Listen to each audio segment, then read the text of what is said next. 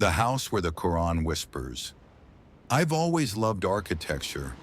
Old houses, cracked walls, abandoned buildings. They carry something alive, something that doesn't die, even when no one lives there anymore. There was one house like that on the outskirts of our town. It stood in the middle of an empty field, as if forgotten by time. People avoided it. Some said they heard whispers inside. Others claimed the windows glowed at night, and some just crossed themselves in silence when passing by. I didn't believe any of it, until one day, I went inside. I wasn't looking for ghosts or thrills. I just wanted a few photos for a project. Everything was as expected. Moldy walls, rotten floors, the smell of damp air. But upstairs in a windowless room, I saw a table, and on it, a book. Old, dusty, but open. It was the Quran. In that moment, the world seemed to stop. The air grew heavy. The wind outside fell silent. And in the absolute stillness, I heard a whisper.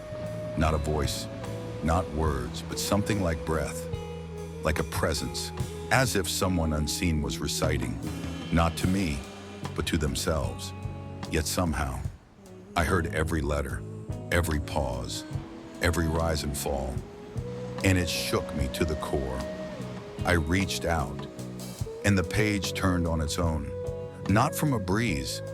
It turned like someone invisible continued to read. I didn't know Arabic. I'd never read the Quran before. But that night, I felt like I understood. Somewhere deep inside, a door opened. The fear left, and what remained was silence. Not empty silence, but silence full of meaning. That was when the changes began. Every night I heard the same whisper. I'd wake up in a cold sweat, but I wasn't afraid. It felt like I was being called, not into darkness, but toward the light. I started reading the translation, and every word hit me like thunder. It felt like my entire life had been a dream, and now I was finally waking up. I stopped chasing arguments, stopped chasing approval. My desires became simpler, my thoughts clearer. I used to think freedom was doing whatever you wanted. Now I know true freedom is being who you were created to be. I started to pray, awkward at first, following videos, then understanding. Every movement, every takbir. It was a conversation. I never felt alone again. Not day, not night. It wasn't just my life that changed. I changed. Things I used to crave lost their color. Things I once ignored became light. I became careful with my words, with my actions, with the people around me, and all of it. Because one day I opened a book that others were too afraid to touch. Months passed, and I returned to that house, not with curiosity this time, but with gratitude. I placed the Quran back where I found it, and in that moment, the room changed, the light softened, the air grew warmer, and on the wall, in the dust, words began to appear. Indeed, with hardship comes ease. I don't know how they got there, but they were true, because along with that house, I had discovered something greater.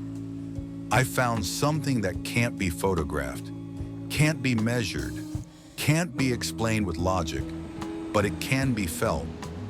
I found the path. Sometimes you walk into an abandoned house and you walk out a different person. Sometimes you pick up a book and the book reads you. The Quran is not just words, it's light, waiting for you to open your eyes. It's not a scary book, it's a mirror for your soul. And if you've ever felt an emptiness inside, if you've been searching for answers, they're here, not outside, but inside of you. Ask, and it will be answered. Open, and you will see. Because sometimes the most powerful discovery in life is an open book.